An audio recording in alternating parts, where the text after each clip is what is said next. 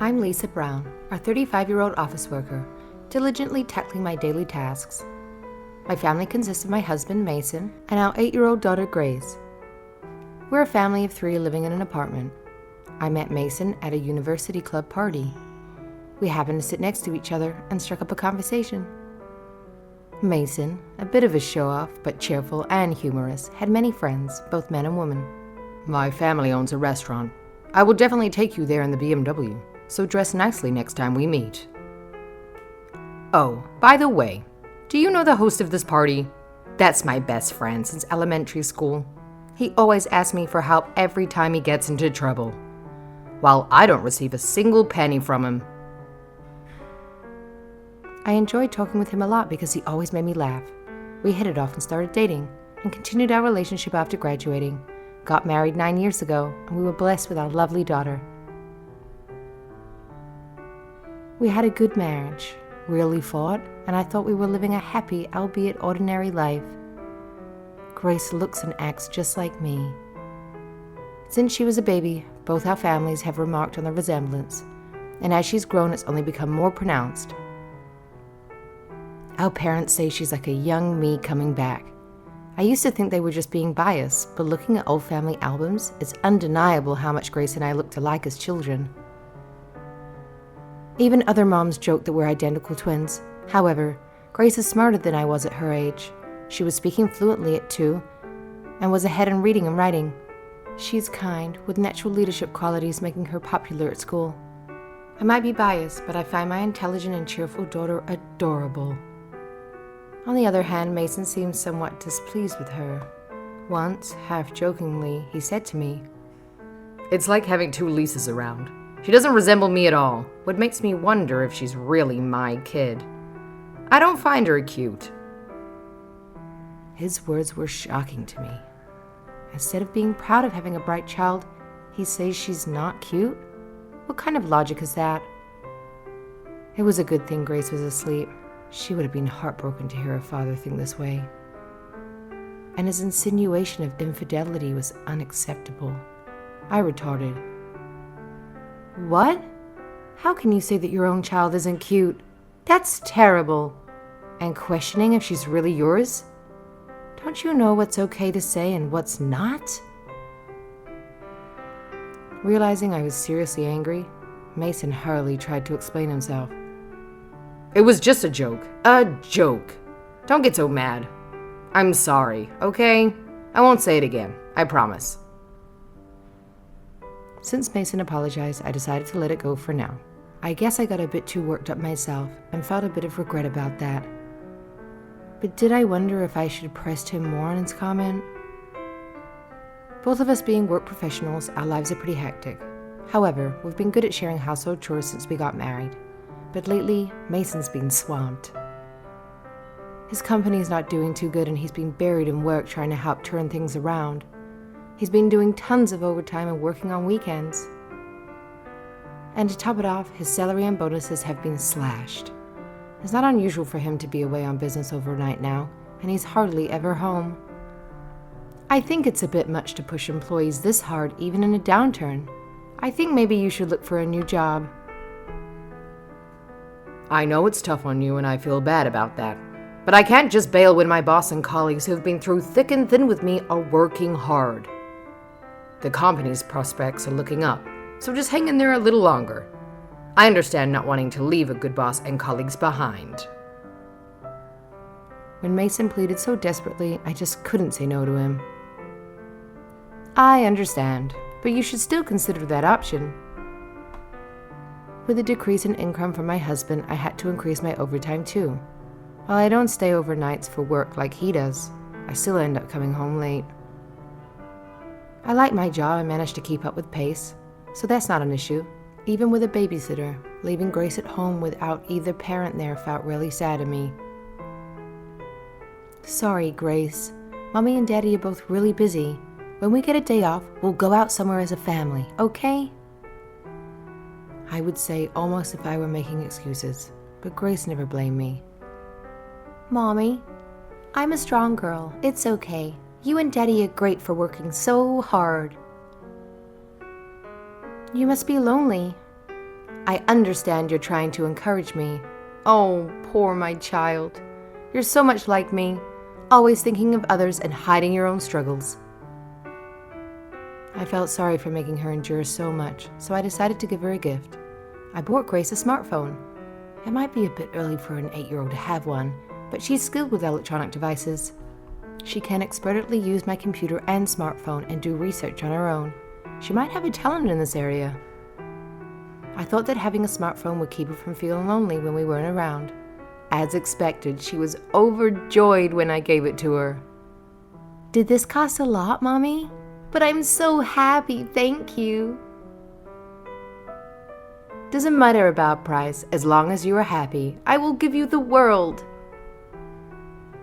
Seeing her smile made me feel happy too. Until then, I had thought of our home as busy but happy. I never imagined such a terrible accident would happen. I was working overtime at the office that day, sighing about how busy I was. My phone rang. It was the hospital. Your daughter has been brought in. It's an emergency. Please come immediately.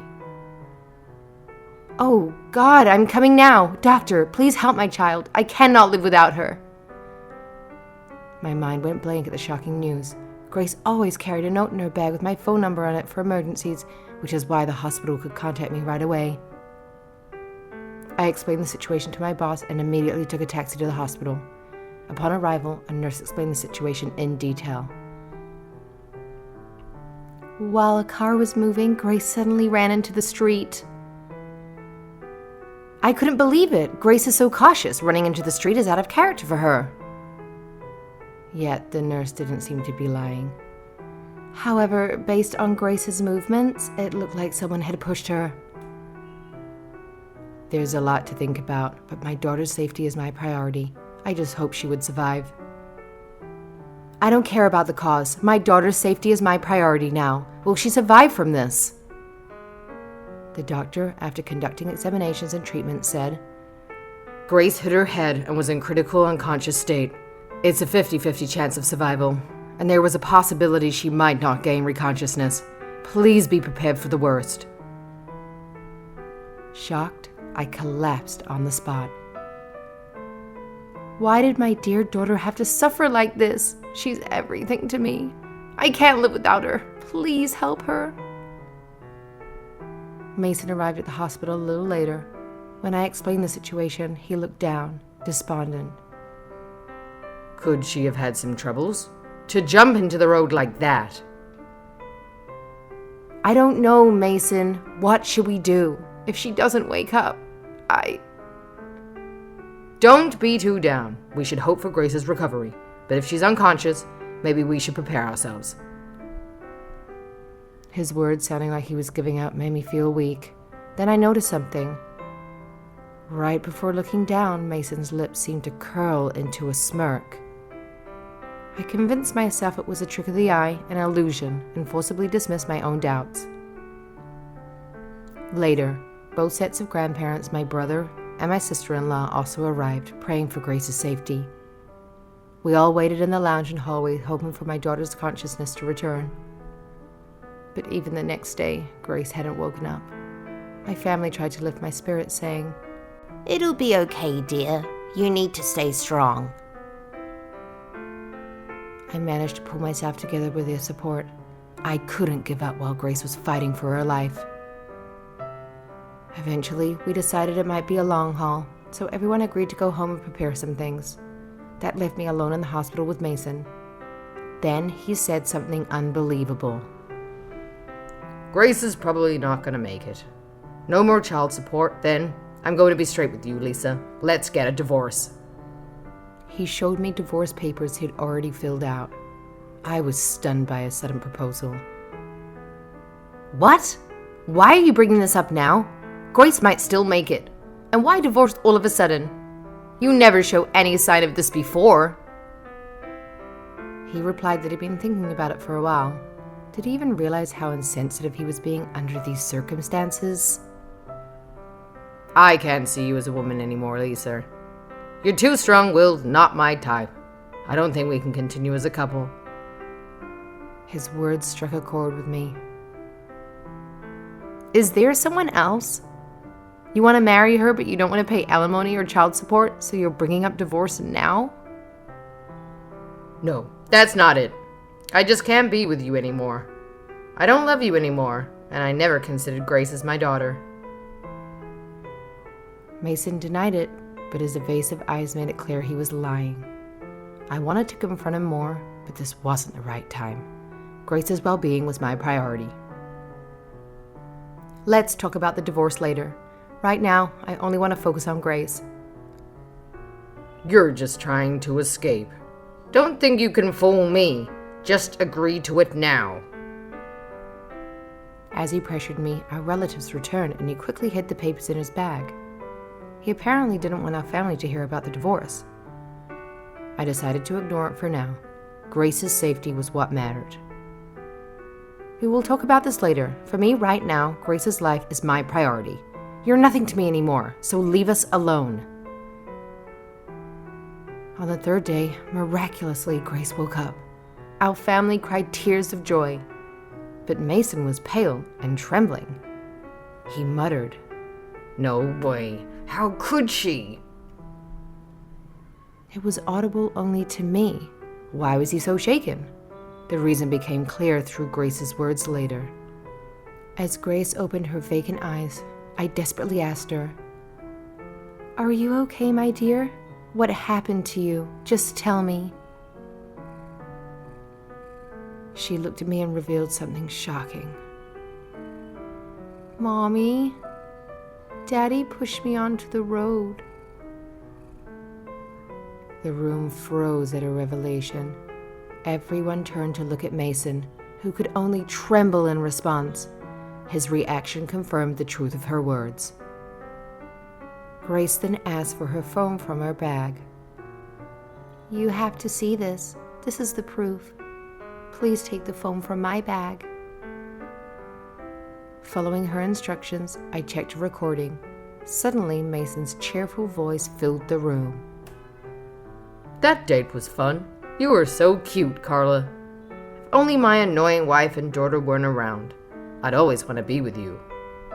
The recording was clear evidence of his affair. Grace had heard him talking with his mistress at home and recorded it. Then she asked him, Does Daddy have someone else besides Mommy? He glared at her threateningly. Don't you dare tell your mother. You'll regret it if you do. I glared at him. What's the meaning of this? Well, Grace, it's a crime to record people without permission. And Lisa, you got her a phone? Isn't she too young? Don't spoil her. He tried desperately to change the subject. Of course, I wasn't fooled. What? Don't try to dodge the issue. Tell me the truth. As I demanded answers, he started making excuses for his affair. No, it's not an affair. I was just talking on the phone with a junior colleague at work. That doesn't matter right now. I'm asking if you pushed Grace or not. I would never do such a thing. Mason mumbled incoherently, clearly acting suspiciously. The relatives, too, seemed to sense something was off about him, looking at him with disdain. My father-in-law and father were especially furious. My father-in-law even throwing a punch at Mason, shouting, You good for nothing! I can't believe I raised a spoiled son like you. The others also criticized him, saying things like, How could you do this to your own daughter? And to top it off, an affair. Holding his bruised face, Mason began to sob and make excuses for his affair. I wanted to marry Carla. She's 10 years younger than me and so vibrant. Being with her cost a lot. Lisa was starting to look older, even older than me. I no longer find her attractive. Every day when I come home and see her, I feel depressed. It turned out Carla was young and beautiful and had a serious spending habit. Mason had lied about his company doing poorly and had been splurging on her. I pressed him further.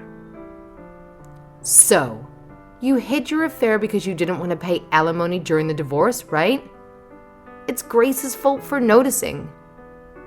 She had just kept quiet instead of recording. But to target your daughter's life? Are you insane? While Mason admitted to the affair, he stubbornly denied trying to harm Grace. She's lying. I would never push my own daughter into traffic. I'm not that much of a devil. And who's going to believe a story from an 8-year-old kid anyway? In the face of his evasion, such a cowardly man, my fist trembled with rage. If he's going to be like that, I'll fight back with everything I've got. I stood my ground in front of him. I checked the location of Grace's accident. It's a busy street. Nowadays, there are surveillance cameras everywhere for security, and more cars have dash cams. Mason looked confused at my sudden declaration. I continued without pause. The police must be checking the surveillance footage. If that doesn't reveal anything, I'll reach out on social media to drivers who were in the area. We'll see if your actions were captured on any dash cams. Mason's face went pale. Or maybe I'll ask every store on that main street, show them your picture and ask, have you seen this man? We'll find out the truth soon enough. You need to calm down. Don't make things become serious. I don't want strangers involved in this. Mason, panicking, begged me to stop. He then broke down, crying, and started explaining everything.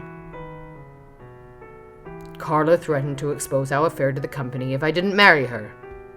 I thought if Grace was gone, the affair wouldn't be revealed, and I wouldn't have to pay alimony or child support. That's what I thought. His desperate plea was met with my cold gaze. Such selfish self-preservation had put Grace's life in danger. I'll break up with Carla and work hard for Grace from now on. Just please don't report me to the police. What? You think I'm going to forgive you? You caused an accident to your own daughter for your mistress. How dare you ask me not to divorce you or call the police? But that's... I'm going to report you to the police. We're getting a divorce, and I'll make sure to get alimony and child support. We can fix this, right? You're the worst, both as a human being and as a father. Don't you dare come near me and Grace ever again. Mason was sobbing, drooling, and tears spilling on the floor, a pathetic sight. But no one offered him a hand. Later, he was arrested, found guilty, and sent to prison. I signed the papers he had brought and claimed alimony from him and Carla. Of course, I also demanded child support from Mason. My in-laws agreed to pay Mason's share, promising to make him repay them once he got out of prison. But even after his release, a harsh future awaits him. Carla exposed that her company had to resign and was disowned by her parents.